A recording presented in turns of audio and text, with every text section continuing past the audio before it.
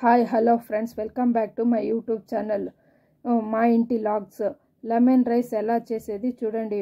దానికి కావాల్సిన పదార్థాలు: నూనె, సాసులు, ఎండుమిరకాయలైనా పర్వాలే, పచ్చిమిరకాయలైనా పర్వాలే, మళ్ళీ లెమన్ జ్యూసు, రెండు తెల్లగడ్డలు తీసుకొని కొట్టుపెట్టుకోండి కచ్చా పచ్చిగా. మేము 4 మెంబర్స్కి అయ్యేంత నేను ఇచ్చేస్తూ ఉండేది ఫ్రెండ్స్. మీరు ఆయిల్ 5-6 టేబుల్ స్పూన్ ఆయిల్ వేసుకోండి. దాంట్లో శనగగింజలు కొంచెము ద్వారగా, శనగబ్యాళ్ళు ద్వారగా వేసి ఎత్తుకోండి ఫ్రెండ్స్. అది అయిన తర్వాత కొంచెము సాసులు చిటపట్లాడే అట్లా సాసులు వేసుకొని పచ్చిమిరకాయలు వేసుకోండి. నేను పచ్చిమిరకాయలు వేగిన తర్వాత కరివేపాకు, పచ్చిమిరకాయలు రెండు కొంచెం బ్రౌనిష్ కలర్గా వేగాల. తెల్లగడ్డలు పొట్టు తీసి కొట్టుపెట్టుకుంటాము. అది ఇంకా ఇది కొంచెం బ్రౌనిష్ కలర్గా వచ్చిన తర్వాత వేసుకోవాలా దాంట్లోకి.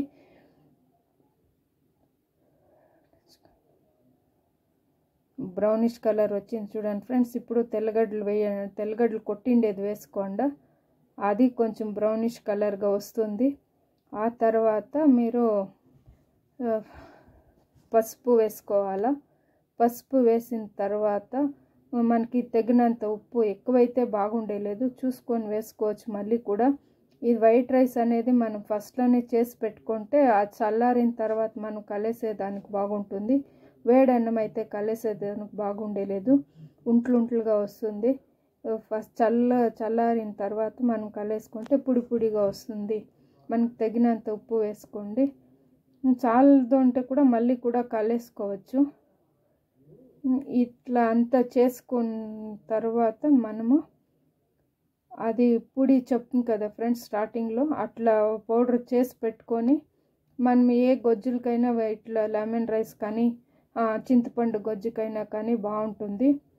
అది వేసుకోండి. ఒక 2 టేబుల్ స్పూన్స్ వేసుకొని కలిసుకున్నా పర్వాలేదు.